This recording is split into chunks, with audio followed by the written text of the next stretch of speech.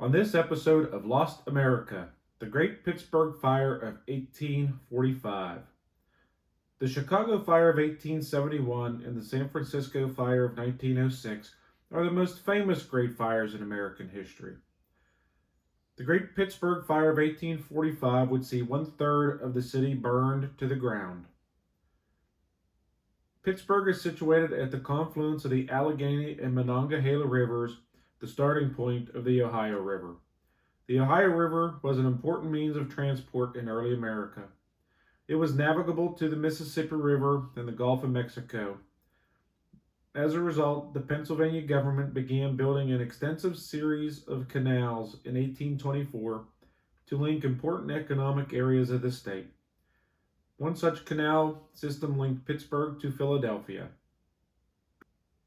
By 1845, Pittsburgh's population swelled to more than 20,000, in part due to workers who worked on the western portion of the canal terminating in Pittsburgh and the economic boom that the canal brought with it. Conditions in Pittsburgh were ripe for a great fire. With the rapid rise in population, infrastructure was poor. Homes and businesses were quickly assembled with wood and packed tightly together, and industry coated the city with coal, flour, and cotton dust.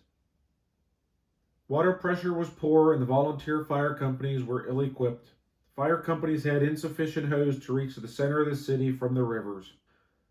Pittsburgh had just completed a new water reservoir in 1844 on Quarry Hill and shut down the old one at 5th and Grant, the present site of the courthouse. The spring of 1845 was exceptionally dry. As a result, the new reservoir was at a dangerously low level. April 10th started out as a warm, windy day. Before noon, a woman by the name of Ann Brooks stoked a fire to heat wash water.